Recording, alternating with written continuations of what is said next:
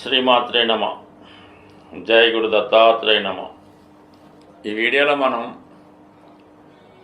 విశ్వావసునామ సంవత్సర ఉగాది ఫలితాలు మన మీనరాశి వారికి ఏ విధంగా ఉండబోతున్నాయి అని పరిశీలించే ప్రయత్నంలో మరి ఈ సంవత్సర ప్రారంభంలో ఇంచుమించుగా ఈ 6 గ్రహాలు రాశి అందే ఉండగా ఈ సంవత్సరం ఈ రాశి వారికి ప్రారంభమై అవడం జరిగింది.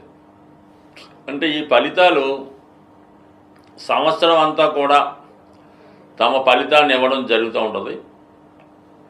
అయితే మారినప్పుడు అనుకూలతను బట్టి కొద్దిగా ఎక్కువ తక్కువ మారడం జరుగుతూ ఉంటుంది. అందుకే ఇప్పుడు ఈ గోచార ఫలితాలు సంవత్సరానికి ఒకసారే ఉగాది రోజు పంచాంగ శ్రవణం ద్వారా అనాదిగా మనం ఆచరించడం జరుగుతూ ఉంది. సో ఈ ఉగాది నాడు ఏర్పడినటువంటి గ్రహాల ప్రభావం సంవత్సరం అంతా కూడా జాతకుడి మీద ఉంటుంది. దాని తర్వాత ప్రస్తుతం ఈ రాశి వారికి ఆదాయ వ్యయాలు సమానంగా ఉండడం జరిగింది. 5-5 అంటే 50-50 వచ్చిందల్లా ఖర్చుకి ఆదాయానికి సరిగ్గా ఉంది కాబట్టి ఏం ఇబ్బంది పడక్కర్లేదు. అయితే ఈ సంవత్సరం మీరు ఏమాత్రం అప్పు చేయక్కర్లేదు, బ్యాలెన్స్గా టోటల్గా బాగుంటుంది. ఇక రాజపూజ్యం 4, రాజపూజ్యం 3, అవమానం 1. సో ఆ కారణం వల్లే ఇది కూడా పెద్ద ఇబ్బంది పడక్కర్లేదు. మొత్తం మీద బ్యాలెన్స్ షీట్ ఓకే. అయితే గ్రహాల ప్రభావం ఏ విధంగా ఉండబోతుంది ఈ రాశి వారి మీద అనుకుంటే, ముఖ్యంగా మనం ఈ రాశి వారికి ఈ నెల ఈ సంవత్సర ప్రారంభంలో మరి శని కొత్తగా ఎంటర్ అవ్వడం జరిగింది. ఎప్పుడైతే మరి శని భగవానుడు అతి నెమ్మదిగా సంచరించే గ్రహం రాశిలోకి ప్రవేశించాడో ఆల్రెడీ ఆ రాశిలో ఉన్నటువంటి గ్రహాల యొక్క ప్రభావం తగ్గిపోతుందన్నమాట.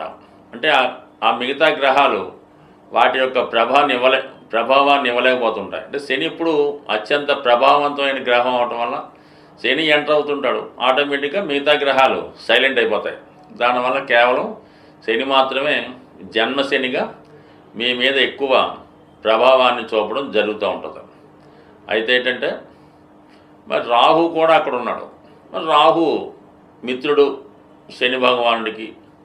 అందువలన ఈ రాహు శని కలిసి ఏంటంటే ఒకేసారి ఈ వృత్తిని మీకు ఇంప్రూవ్మెంట్ చేయడం జరుగుతూ ఉంటుంది. అంటే ప్రస్తుతం మీరు మాన్యువల్గా చేస్తున్నటువంటి వృత్తి ఒకేసారి టెక్నాలజీ ఉపయోగించి గొప్ప గొప్ప యంత్రాలు ఉపయోగించి మీ యొక్క తెలివితేటలతో చాలా సూక్ష్మంగా ప్రయత్నం చేస్తూ గొప్ప ఫలితాన్ని సాధిస్తూ ఉంటారు. ఇది ఎక్కువగా ఇది సినిమా రంగంలో ఉన్నవారికి నెంబర్ 1గాను, సాఫ్ట్వేర్ రంగంలో ఉన్నవారికి, ఫోటోగ్రఫీ, కంప్యూటర్లు, బ్యాంకింగ్ అండ్ ఫైనాన్స్ రంగాల్లో ఉన్న వాళ్ళకి, అలాగే ఎక్స్పోర్ట్ అండ్ ఇంపోర్ట్ చేస్తున్న వాళ్ళకి ఈ శని రాహుల కలయిక విదేశ ప్రయత్నాలు ఫలిస్తాయి. విదేశం నుంచి ఆర్డర్లు రావడం జరుగుతూ ఉంటుంది. ఒకేసారి మీ యొక్క మార్కెట్ వాల్యూ కూడా పెరుగుతూ ఉంటుంది. మీరు ఒక ప్రోడక్ట్ని గతంలో ఒక 10,000కి అమ్ముతూ ఉంటే అనూహ్యంగా 1,00,000 రూపాయలకి అమ్మే విధంగా మీ యొక్క ప్రోడక్ట్కి, మీ యొక్క సేవలకి డిమాండ్ పెరగడం జరుగుతూ ఉంటుంది. అది కొంత అన్యాయం అనిపించినప్పటికి కూడా దానికి వేరే వేరే ఎక్స్పెండిచర్స్ కూడా ఉంటాయి. కాబట్టి నిర్మోహమాటంగా మీ యొక్క టెంపరీగా మీ యొక్క మంచితనాన్ని, నిజాయితీని పక్కన పెట్టి మార్కెట్లో ఉన్న ట్రెండ్ ప్రకారం వెళ్ళిపోవాలి తప్ప మీరొక్క నిజాయితీగా మనం ఈ సరుకు ఇంతే అమ్మాలి అని మీరు నిర్ణయించుకొని ఆ విధంగా వెళ్తే మీకు మీ ప్రోడక్ట్కి అసలు ఏమీ డిమాండ్ లేదని, వాల్యూ లేదని, దాంట్లో సరైనటువంటి బలం లేదని దానికి చిన్న చూపు అవకాశం ఉంది. కాబట్టి ఇంచుమించుగా మార్కెట్లో ఉన్నటువంటి మీ యొక్క ప్రోడక్ట్కి ఉన్న విలువ కన్నా మీరు ఎక్కువగా మీ యొక్క డిమాండ్ని పెంచుకోవడం వల్ల ఫర్ ది టైం మీ యొక్క వాల్యూ కూడా పెరుగుతుంది. కాబట్టి ఈ విధంగా మీరు మిమ్మల్ని మీరు హైప్ చేసుకుంటూ, ఇంప్రూవ్ చేసుకుంటూ, లేనిది ఉన్నట్టు సృష్టించి ఎక్కువ ప్రచారంతో మీరు ఈ సంవత్సరం అంతా కూడా మీ యొక్క విలువ, వాల్యూ, ఆదాయం పెంచుకునే అవకాశం ఉంది. అయితే ఈ అవకాశం మీకు మే 18 వరకు మాత్రమే ఉంటుంది. మే 18 తర్వాత రాహు 12వ స్థానంలోకి రావడం జరుగుతూ ఉంటుంది. అప్పుడు ఆటోమేటిక్గా మీ యొక్క ఆదాయం కన్నా ఖర్చు ఎక్కువ పెరుగుతూ ఉంటుంది. బ్లాక్ మనీ రూపంలో కానీ, లంచాల రూపంలో కానీ అనవసర ఖర్చులు పబ్లిసిటీకి పెట్టవలసి ఉంటుంది. కాబట్టి ఈలోగానే మీ యొక్క ప్రోడక్ట్ని మార్కెట్ చేసుకుంటే మంచిది.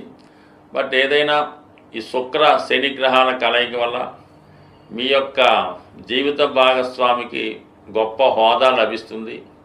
అలాగే మీకు వ్యక్తిగతంగా మీ కుటుంబంలో ఉన్నటువంటి స్త్రీల సహకారం పెరిగే అవకాశం ఉంది.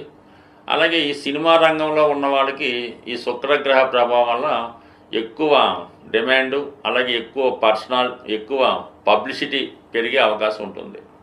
ఇక ఈ రాశిలో ఉన్నటువంటి స్త్రీలకి చాలా గొప్ప అవకాశం రాబోతుంది. అంటే శుక్రుడు ఉచ్చులో ఉండడం వల్ల ఏంటంటే వాళ్ళ వ్యక్తిగత ఇమేజ్ పెరుగుతుంది, వాళ్ళ కాన్ఫిడెన్స్ పెరుగుతుంది. దానికి శనిగ్రహం కలటం వల్ల అటు రాజకీయ రంగంలో ప్రవేశించాలన్నా, సినిమా రంగంలో ప్రవేశించాలన్నా, మీరు ఏదన్నా ఒక బ్యూటీ కాంటెస్ట్ కానీ, లేదంటే ఏదన్నా ఒక పబ్లిక్లో మంచి హోదా కలిగినటువంటి వృత్తిలో ప్రవేశించాలన్నా ఈ గ్రహస్థితి మీకు ఎక్కువగా స్త్రీలకి వాళ్ళ యొక్క హోదా పెంచే విధంగా అనుకూలించే అవకాశం ఉంది.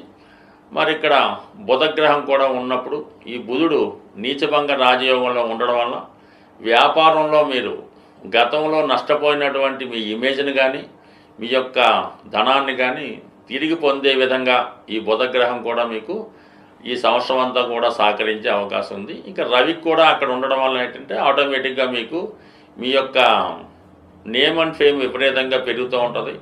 అలాగే మీ యొక్క మార్కెట్ వాల్యూ కూడా పెరిగే అవకాశం ఉంది. కాబట్టి మొత్తం మీద ఇవన్నీ కూడా మీకు ఈ జన్మరాశిలోనే ఈ షష్టగ్రహ కూటమి ఈ మీనరాశి వారికి బాగా లాభించే అవకాశం ఉంది. దానికి మెయిన్గా ఇంకో అదృష్టం ఏంటంటే రాస్యాధిపతిగా ఉన్నటువంటి గురువు తృతీయ స్థానంలో సంచరిస్తూ తృతీయాధిపతితో పరివర్తన చెందడం జరిగింది. ఈ పరివర్తన కారణంగా జాతకుడు చాలా అభివృద్ధిని పొందడం జరుగుతుంది. అంటే గురువు రాశిలో ఉంటే ఎటువంటి ప్రయోజనం పొందుతారో అటువంటి ప్రయోజనాన్ని మీరు మే 15వ తారీఖు వరకు పొందడం జరుగుతూ ఉంటుంది. మరి ఈ కారణం వల్ల మరి ఎప్పుడైతే ఈ శని, రాహువు, గురువు ఈ గ్రహాలన్నీ కలయికతో మీరు చక్కగా మంచి సక్సెస్ పొందడం జరుగుతూ ఉంటుంది. ఇది వైద్య రంగంలో ఉన్న వాళ్ళకి కూడా చాలా వరకు అనుకూలించే అవకాశం ఉంది. కాబట్టి ప్రయత్నం వరకే మీరు చేయండి, ఖచ్చితమైనటువంటి ఫలితం మీకు భగవంతుడు ఇవ్వడం జరుగుతూ ఉంటుంది. ఇక మే 15 తర్వాత రాహు వేయిల్లోకి రావడం వలన కొన్ని అనవసర ఖర్చులు పెరుగుతాయి.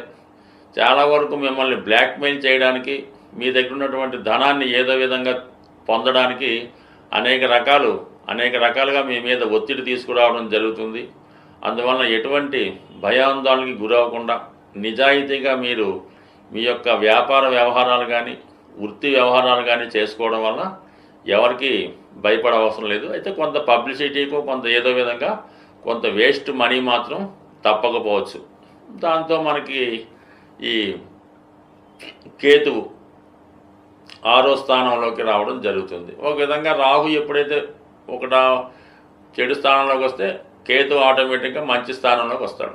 6వ స్థానంలోకి సింహరాశిలో కేతువు రావడం వల్ల ప్రభుత్వం ద్వారా మీకు ఏమైనా ఇబ్బందులున్నా, కేసులున్నా, లావాదేవీలున్నా అవి మీకు అనుకూలంగా మారడం జరుగుతూ ఉంటుంది. ఆరోగ్యపరంగా చిన్న సమస్యలు ఏర్పడినప్పటికీ కూడా వాటిని పరిష్కరించుకునే ప్రయత్నం జరుగుతూ ఉంటుంది. అంటే ఇప్పుడు 6వ స్థానంలో పాపగ్రహాలు అనుకూలిస్తుంటాయి కాబట్టి శత్రు రోగ రుణాల నుంచి బయటపడే అవకాశం ఉంటుంది. ఏదైనా వైద్యం ద్వారా కానీ ఏదన్నా గ్రహాల్ని సంతృప్తిపరచడం ద్వారా సరైనటువంటి పరిహారాలు చేసుకోవడం వల్ల ఈ కేతు గ్రహం మీకు సహకరించడం జరుగుతుంది. కాబట్టి మరి సాధారణంగా ఈ రాశివారు కొన్ని గ్రహాలకి ఈ సంవత్సరంలో పరిహారం చేసుకోవడం వల్ల, వాటికి తగినటువంటి జపాలు కానీ దానాలు కానీ చేసుకోవడం వల్ల సాధ్యమైనంత వరకు ఇంకా మంచి ఫలితాలు ఈ రాశివారు పొందే అవకాశం ఉంటుంది. సాధారణంగా గ్రహాలకి మనం పరిహారాలు చేస్తున్నప్పుడు ఒక విధంగా జలతత్వంలో ఎక్కువ గ్రహాలు ఉన్నప్పుడు కానీ, ఆ జలతత్వంలో ఉన్నటువంటి గ్రహాలు మనకి వ్యతిరేక ఫలితాలు ఇస్తున్నప్పుడు అభిషేకం ద్వారా మనం ఆ గ్రహాన్ని పరిహారం చేస్తే 100% ఆ ఫలితం తొందరగా రావడం జరుగుతుంది.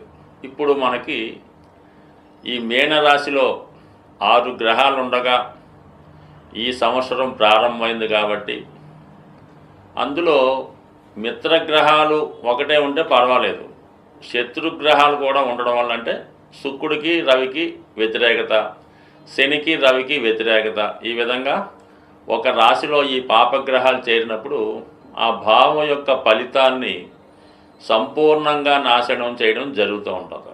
మరి ఆ కారణం వల్ల ఈ ద్వాదశ రాశుల వారికి కూడా ఈ రాహువు, శని, రవి వ్యతిరేక ఫలితాలు ఈ సంవత్సరంలో ఇస్తున్న కారణంగా మరి మీరంతా కూడా అభిషేకం ద్వారా మీరు గ్రహాలకి పరిహారం చేసుకోవచ్చు. అంటే ఇన్ని గ్రహాలకి మీరేమీ పరిహారం చేయక్కర్లేదు.